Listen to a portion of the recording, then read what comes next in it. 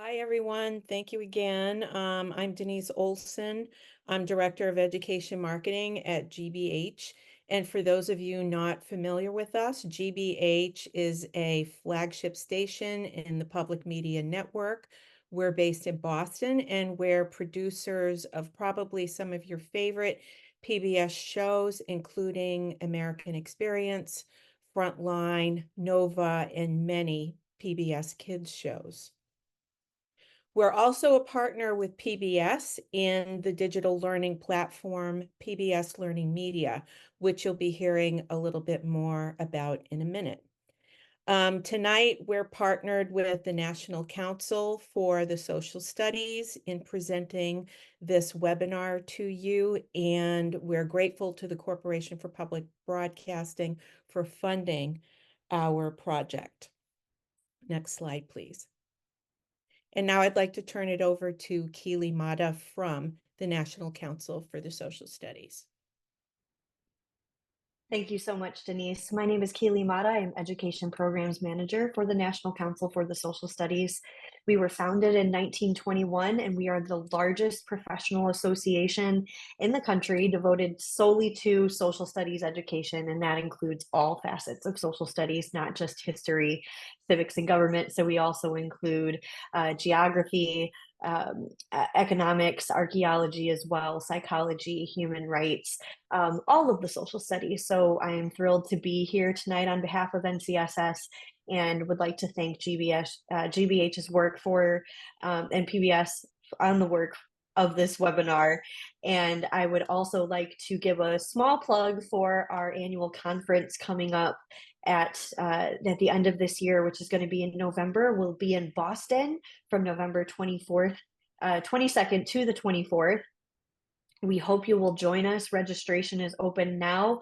Some of our keynote and featured speakers this year include Ken Burns, Eric Liu, Doris Kearns Goodwin, and an amazing array of so many educators, administrators, publishers, authors from all over the country, all over the world are going to be meeting with us in Boston. So we hope you will join us. And I would like to pass it back to Denise. Thank you. Thank you, Keely. Before I introduce our presenters tonight, I just wanted to take a minute to orient us all. We are going to get a very brief introduction to PBS LearningMedia, and then a overview of our new Civics Collection, and then we'll be diving into the different interactives that we're highlighting tonight. And our presenters tonight are a powerhouse of social studies educators and content producers: Sue Wilkins, Director of Social Studies Curriculum and Instruction; Alicia Butler, Senior Manager for Inclusive Social Studies Curriculum; and Lindsay Galveo, Social Studies Curriculum Specialist. And now I'm going to turn it over to Sue. Good evening, everyone. Thanks for joining us. I want to just speak for a minute about PBS LearningMedia. This is the main distribution venue for the work that we produce in partnership with educators and communities. We co-manage this site with PBS, and we're the preeminent content lead. It's public media's flagship education service. When you go there, you will just find thousands of free digital resources for classroom use. PBS LearningMedia is where you will find both the U.S. History Collection and the Civics Collection that we'll be talking about tonight. Tonight's agenda is here. We'll be taking you to the Civics Collection, sharing some of the interactive resources that you can find there.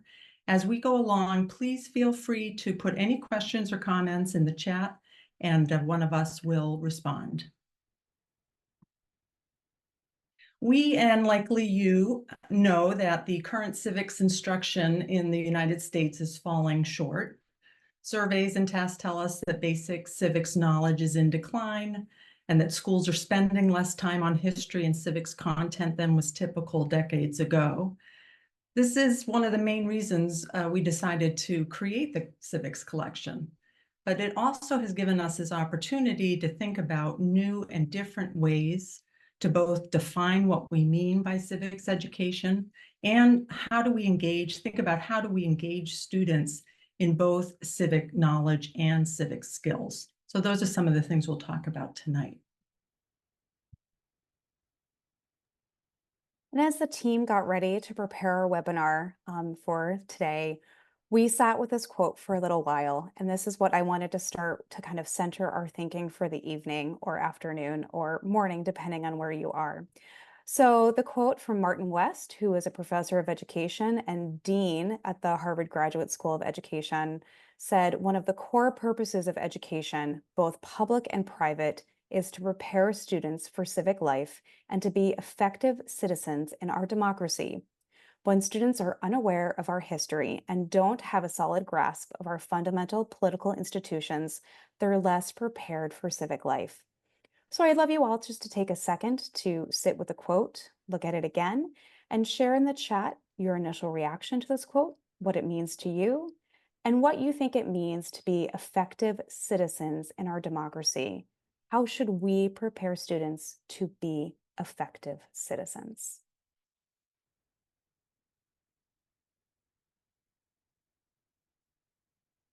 Again, take a moment and we'd love to hear some of your feedback, both either a reaction to the quote or what you think it means to be effective citizens in our democracy and how we as educators should prepare students to be effective citizens.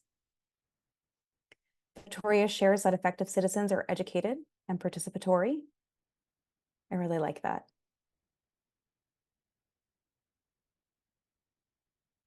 Dorothy shares that they're active in their local governments and stay informed to be educated voters. Alex shares, oh, now the chat is going so fast, it's going to take me a little bit of a moment to read.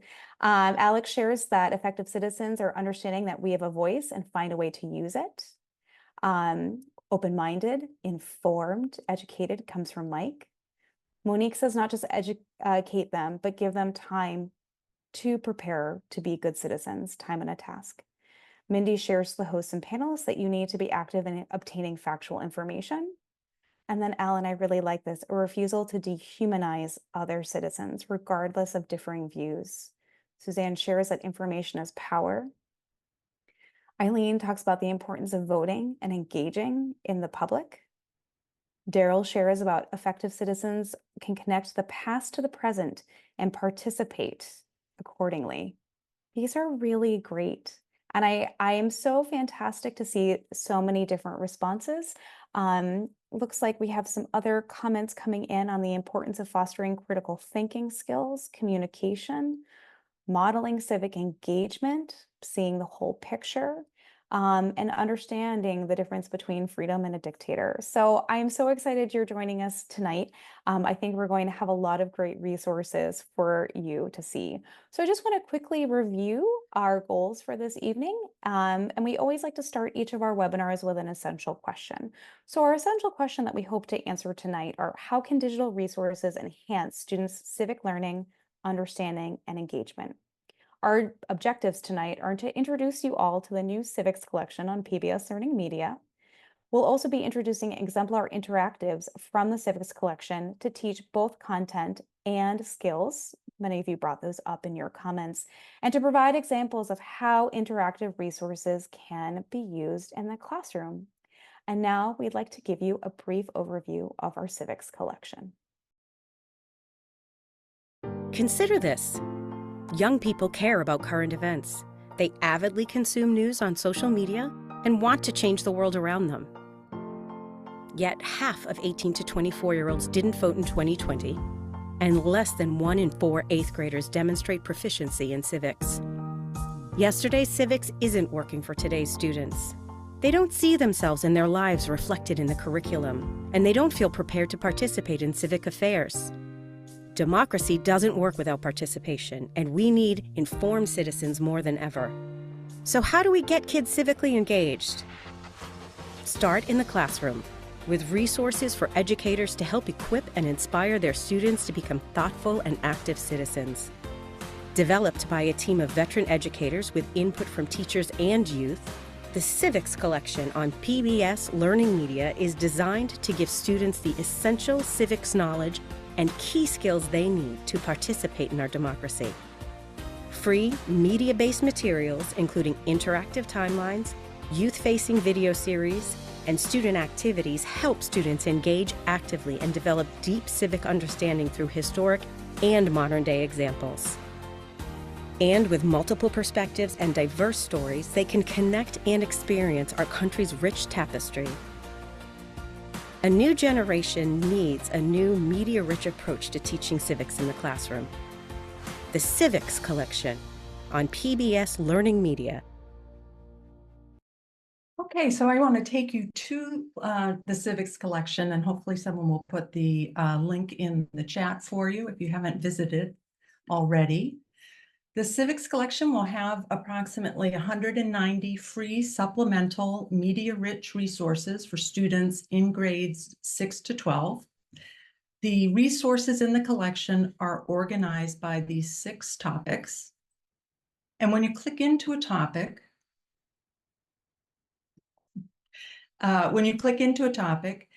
you can read its brief description. And you'll also see 2 to 4 subtopics, and we've subdivided the resources into those subtopics to make it a little bit easier for you to find what you're looking for. The other way that you can browse the resources in the collection is by civic skill, and there are 6 civic skills here. And when you click into a civic skill, again, you can read a brief description of what the skill is. And then you can also see all of the resources that are linked to that civic skill, many of which will also have a student activity to help students practice that skill. And we'll be showing you some of those tonight. When you're searching in the civics for resources in the civics collection, you want to search in the civics collection box.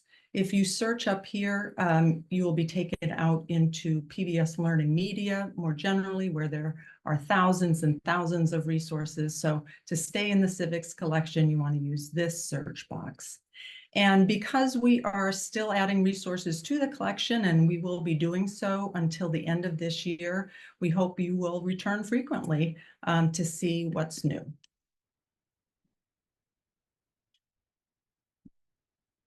So when we were thinking about civics resources, we wanted to both include and go beyond traditional civics and government content.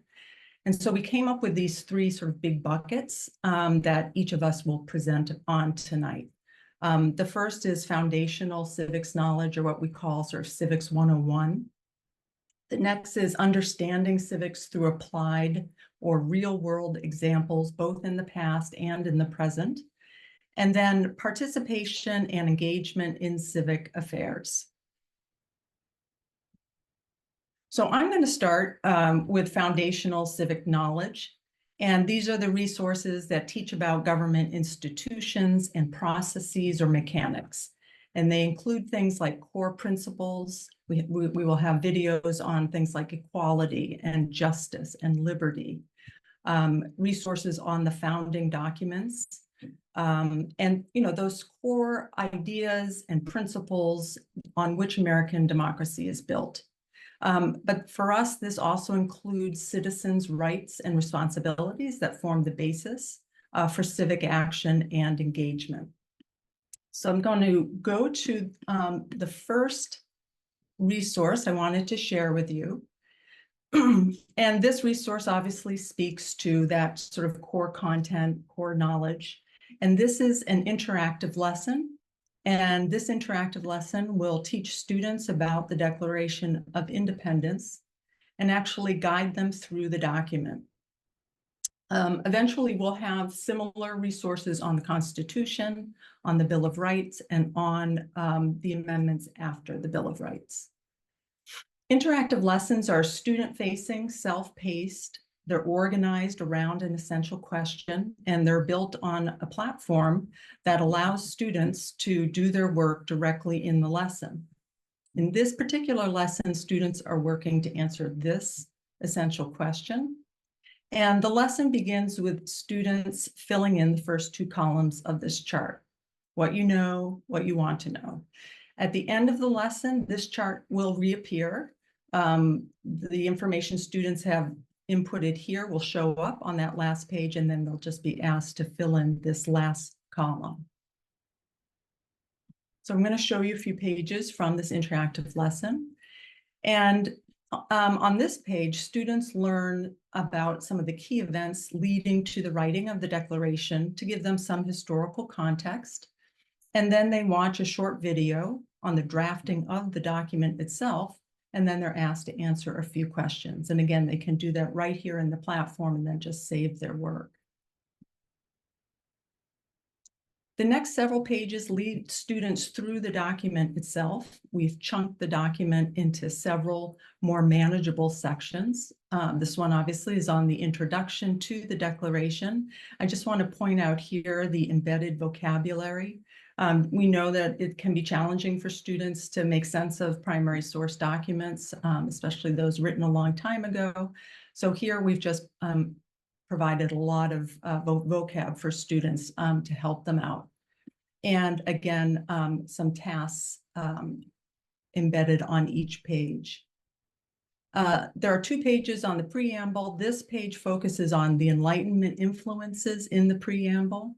And then there's a little quiz here just to check for understanding, and students need to drag these terms over to the correct definition on the side there.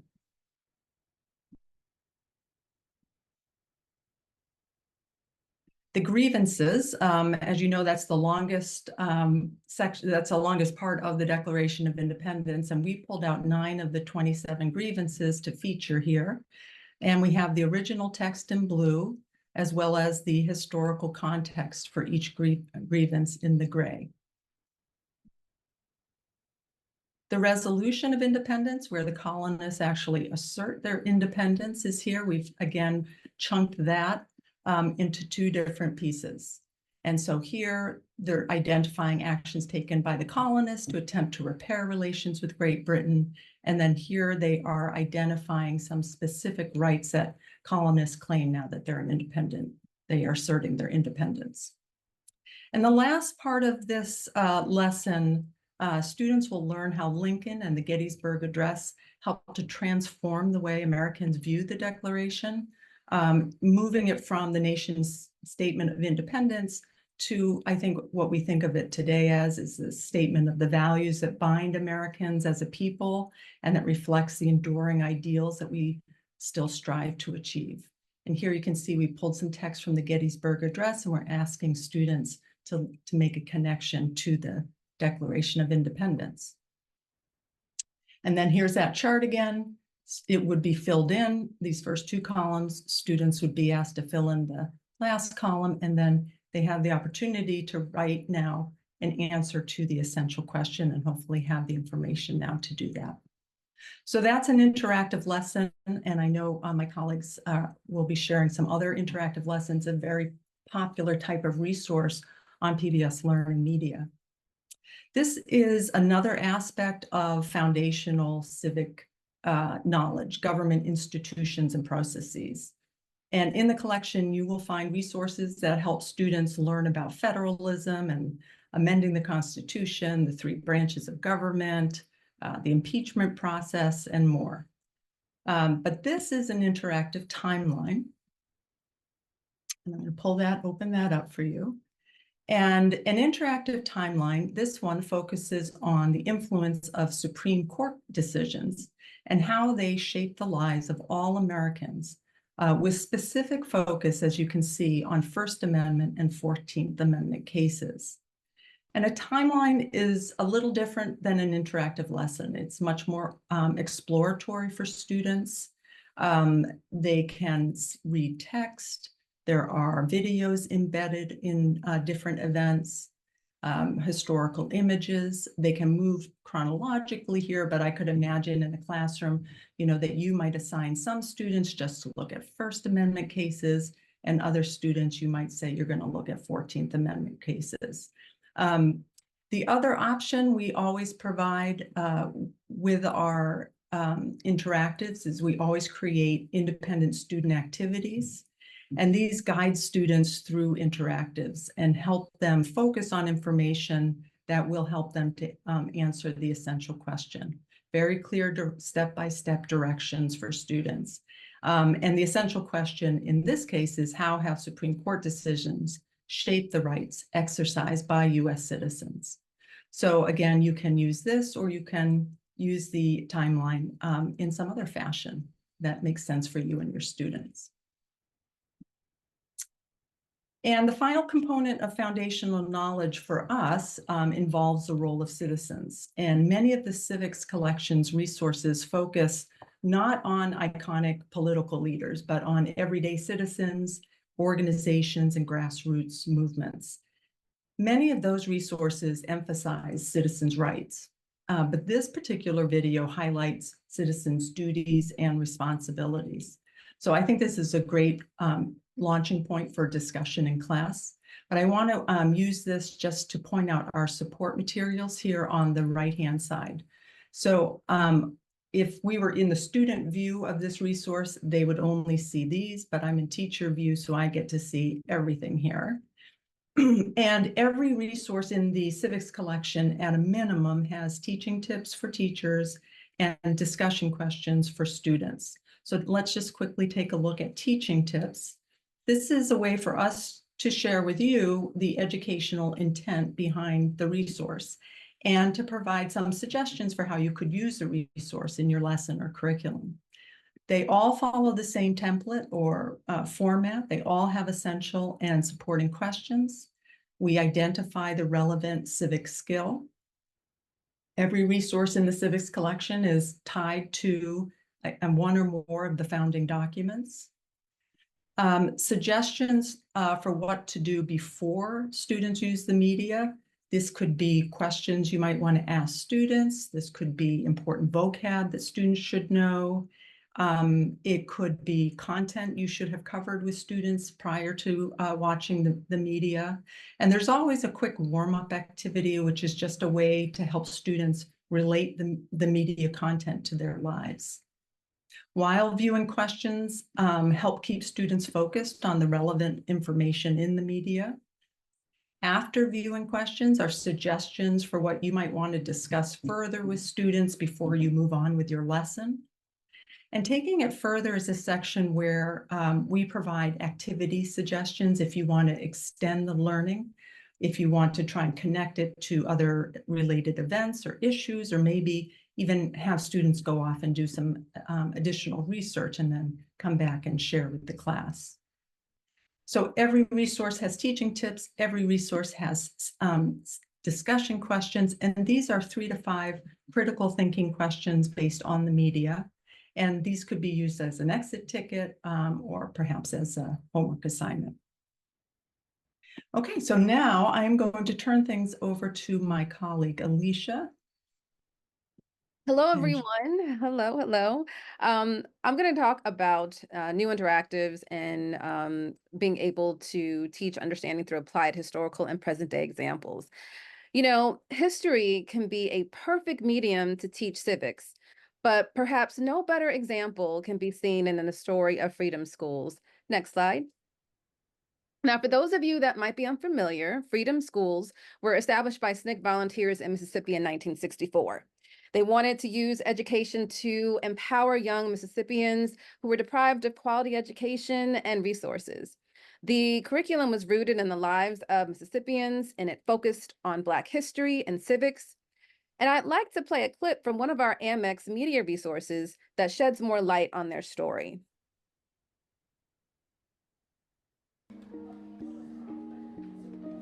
One of the most wonderful things about 1964 Mississippi summer were the freedom schools. The state of Mississippi deliberately and systematically kept Black people uneducated and ignorant, and then turned around and made education a requirement in order to participate in the political process. We were able to do the freedom schools in the summer of 1964 because we had almost 1,000 students coming to the state of Mississippi, thus the human resources to actually, conduct classes. We would send out mass flyers and everything to the churches, telling people about the Freedom School, what the Freedom School was going to entail, the courses, the activities. We got the preachers involved, we got the kids involved. Black people couldn't go to the library. It was for whites only. And so here they are, got their own library now. They would come excited to be exposed to the teaching. They were reading books that had been written by blacks that they'd never heard of. We set them up for the little children to come, and every day we'd have classrooms of adults, people 50, 60, 70 years of age. The adults came to the Freedom School to learn, just like the little children. Being in Freedom School planted a seed in my mind that things are going to change, things are going to be different. And Freedom Summer helped to give us that courage, it helped to give us that hope, it helped to give us the reason to believe that it was going to be different.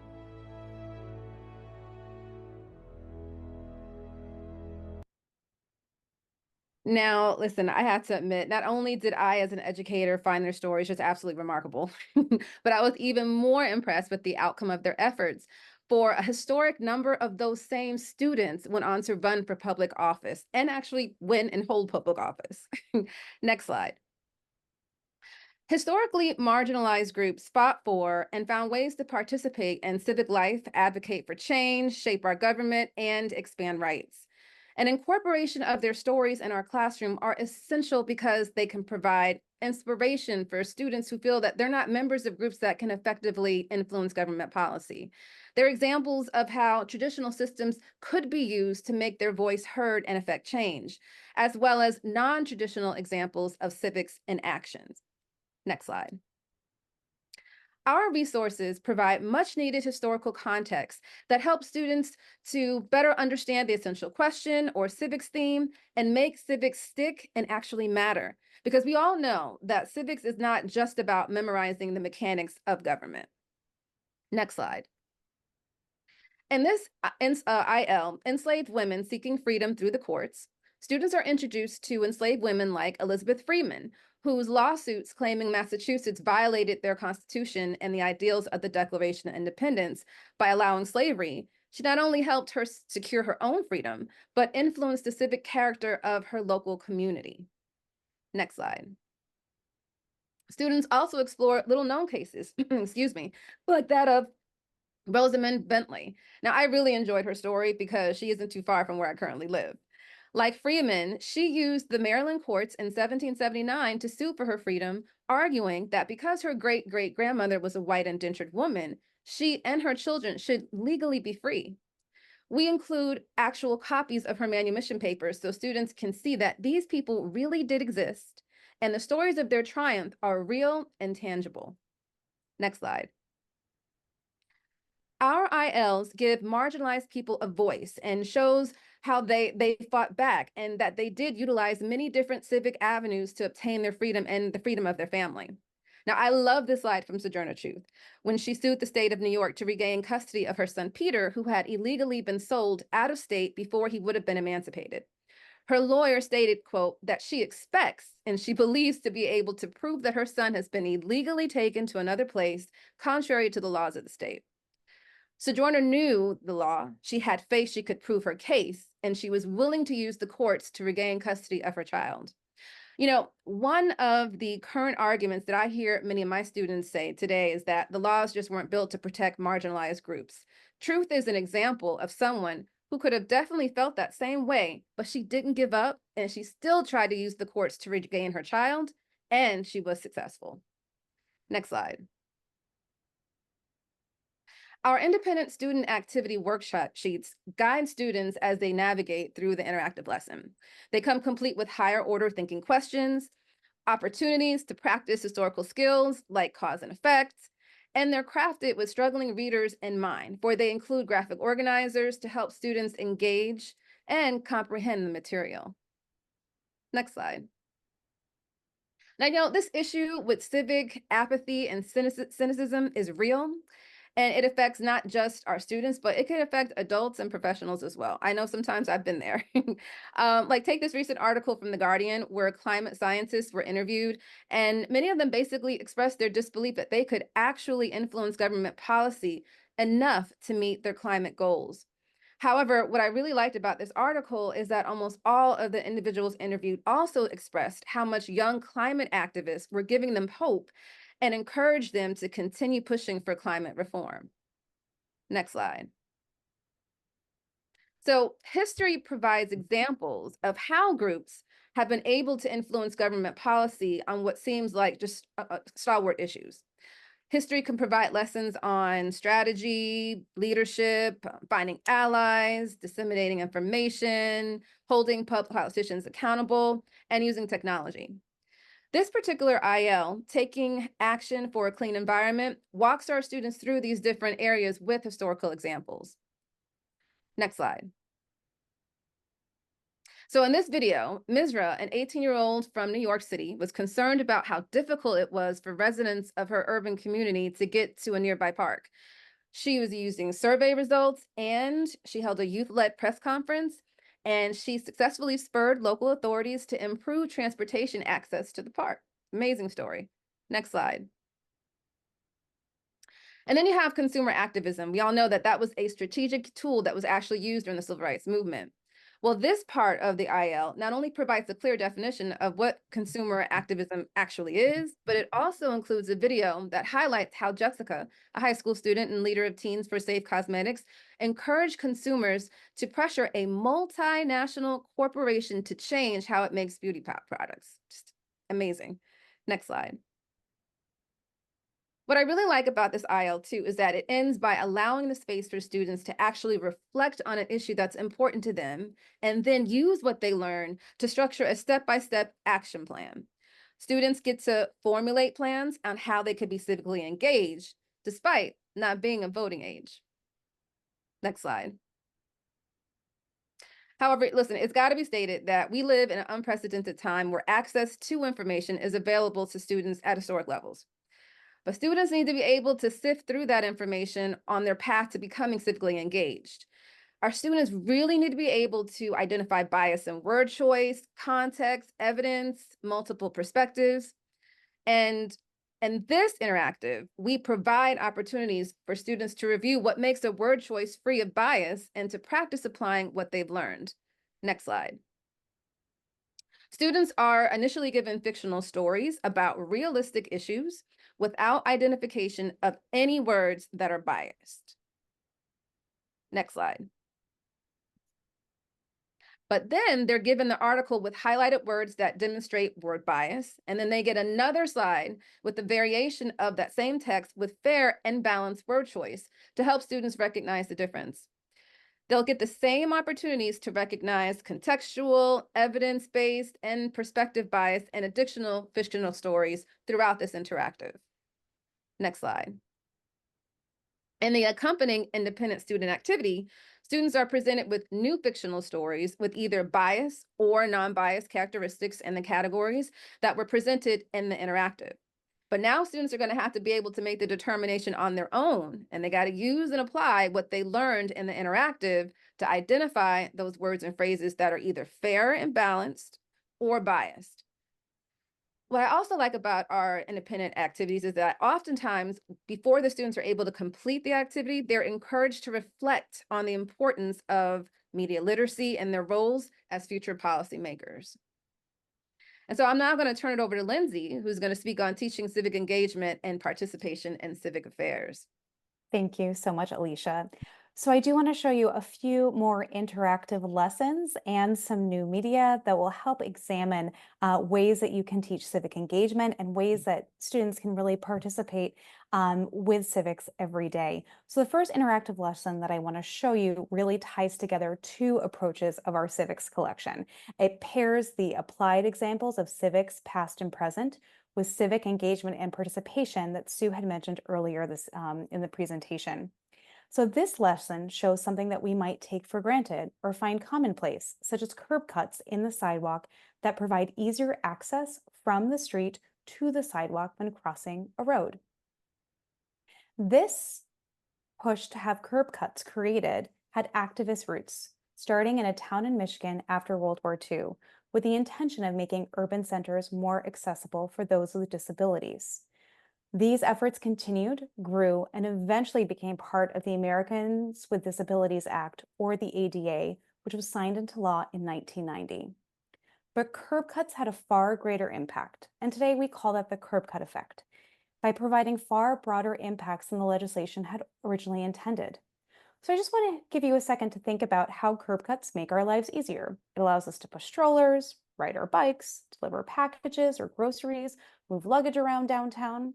So really, this legislation benefited not just one constituency, but the community at large. This lesson then asks students to think about other forms of the curb cut effect in their lives. And then finally, students are asked to identify a change that they think a group of people in their community needs, and then answer the question, how would this change benefit both the identified group and the whole community?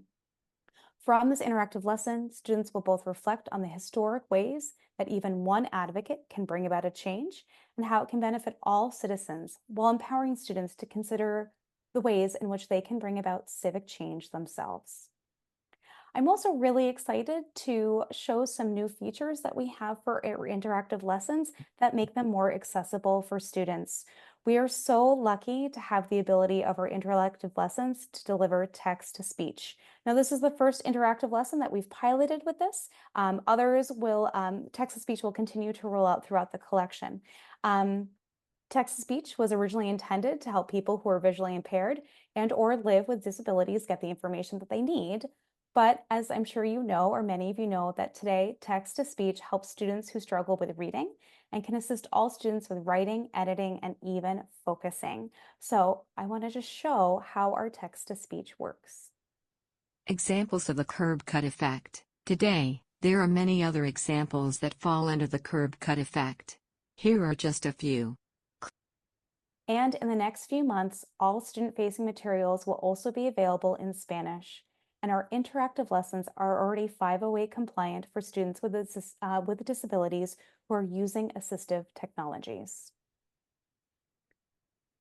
I'm also really excited this evening to introduce you to a new Youth Forward video series that we've had the privilege to produce at GBH. Game Changers is a new digital video series that seeks to actively engage students in the process of understanding their civic rights by asking them to analyze personal stories of civic engagement and identify the constitutional rights and civic skills reflected in these stories. Game Changers will make the case that understanding and exercising one's right is as vital today as it was when those rights were enshrined in the Constitution over 200 years ago, and is crucial to ensuring our democracy lives up to its highest potential for all Americans. Composed of 7 short youth-facing videos, each mini documentary episode will focus on a story of an everyday citizen who has chosen to exercise their constitutional rights in an effort to make changes in their communities, their own lives, or the lives around them. So let's take a quick listen to our first game changer, Samantha Bevins.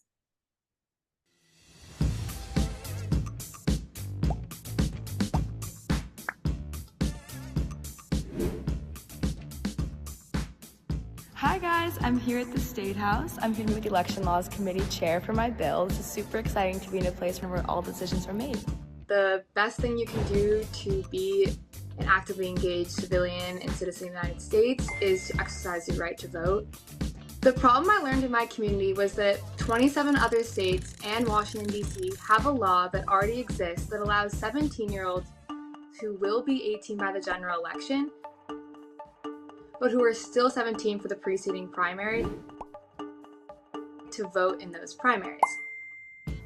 I learned that Massachusetts was not one of those states, and that I was one of those voters who was going to be 18 by the 2020 general election, but who would still be 17 for the preceding primary. And so I wanted myself and other first-time voters to have the same right that other students did in 27 other states. And so I decided that I was going to try to reach out to my representative officials and see if we could do anything about making it a law in Massachusetts, and that's what I did. And I called the office of my state representative. I was pretty nervous to make this call. But from the get-go, she was extremely supportive, and I made a research report for her and her team, and we came up with it together over the course of 2 months. It was about 15 pages. So my state representative suggested that the next step would be to call my state senator, because you would need to have both chambers have someone sponsor the legislation. He was extremely supportive, and he said that whatever legislation that we drafted for the House side, he would then file on the Senate side. And so at that point, I had both chambers supporting it, and also luckily both parties. And so what ended up happening is that COVID-19 pandemic hit, so that legislative session was interrupted by the pandemic, and lots of things were shifted around. And so I worked on it in the next legislative session, which was my senior year of high school. And a similar thing happened where they still had to focus on finalizing legislation regarding the end of the pandemic. So right now I'm in my third session with this legislative effort. So I don't want to give away the whole video right now, and I urge you to go and watch it on your own time at your own leisure. But when we tested this video with students, they reported that her story was inspiring, empowering, and actually shocking and surprising. A lot of students who watched this couldn't get over that she actually just picked up the phone and made a call, and her representative picked up the phone and talked to her. So they were amazed that a student can actually file legislation. The other great moment about this video is that you really see that filing legislation is a process and it takes time.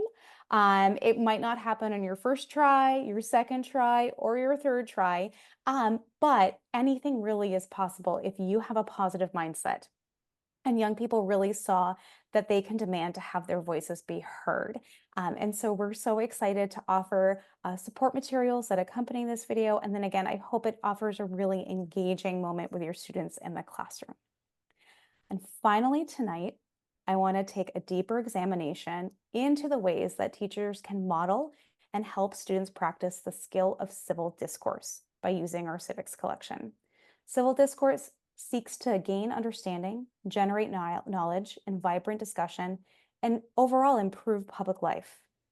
In the Civics Collection, we have several videos between legislators, a Democrat and a Republican, that model civil discourse on a difficult topic. So let's watch the beginning of this media just to get a feel for it. Well, there's the Congresswoman. Yeah, great seeing you.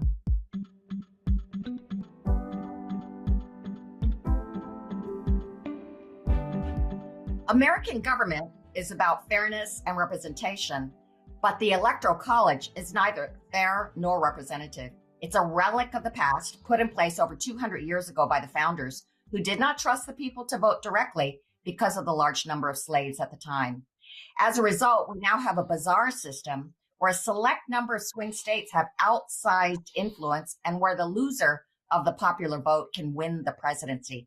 In fact, 2016 was the 5th time a president was elected with more people that voted against them than for them.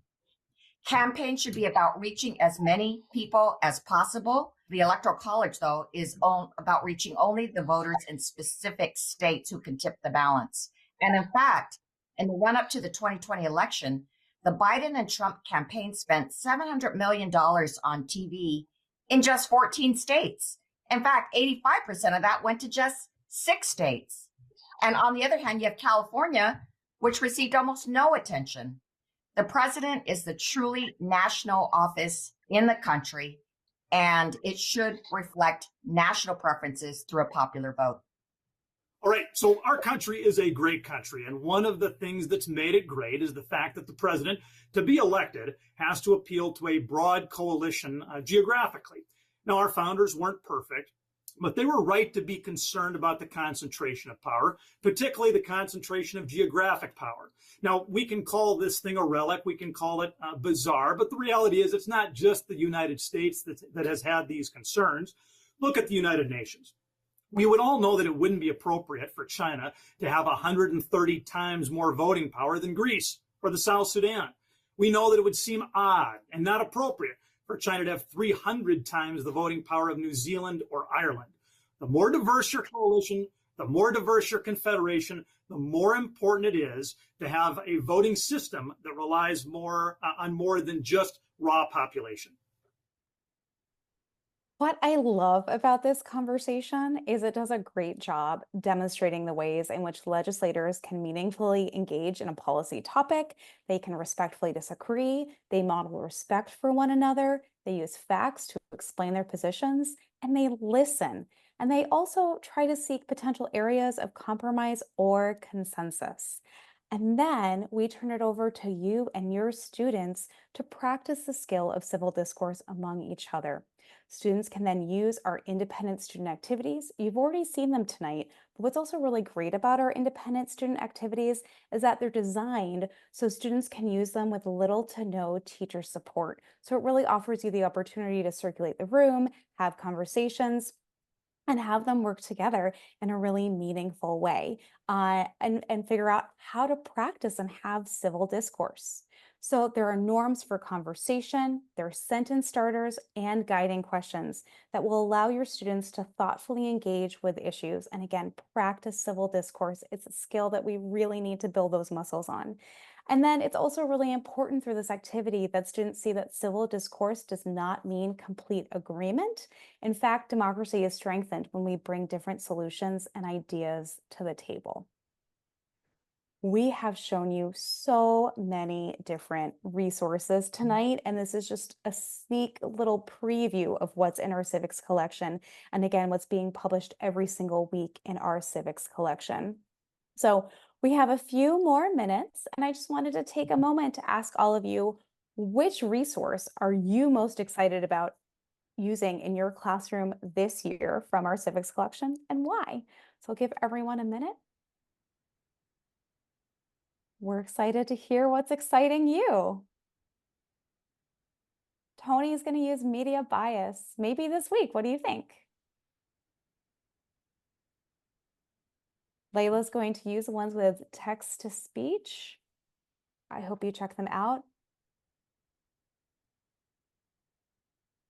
We're getting some great love. And while people continue to drop their comments in the chat, I'm going to turn it back over to Denise, who's going to close us out this evening.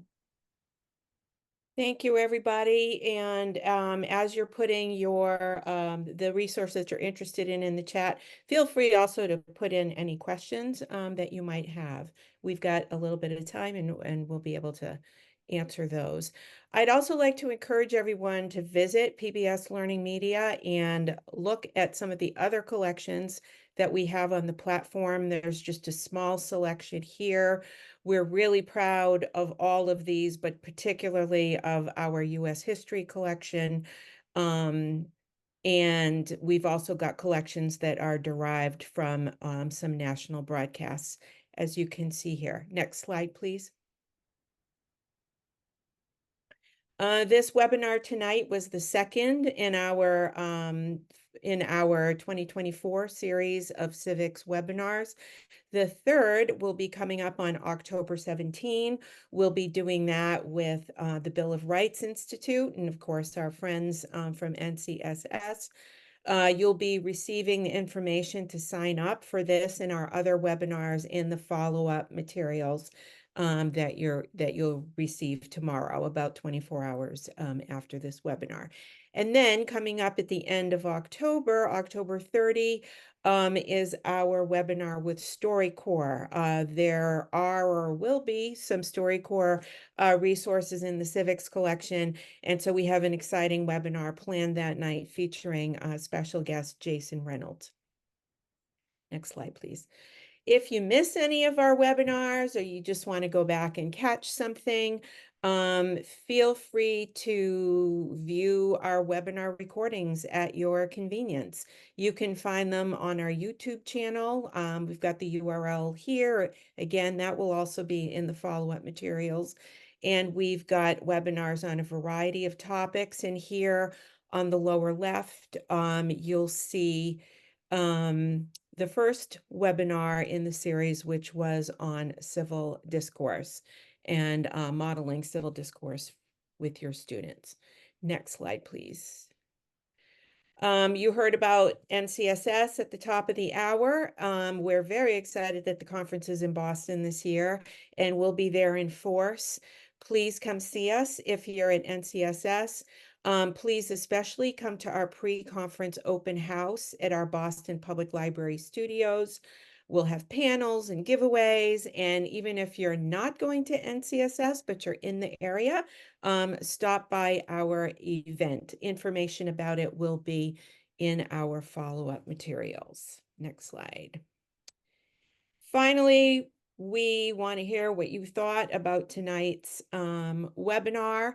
And if you complete our survey, you'll see the link here, and Nikki's going to put it in the chat, and it'll also be in the follow-up materials.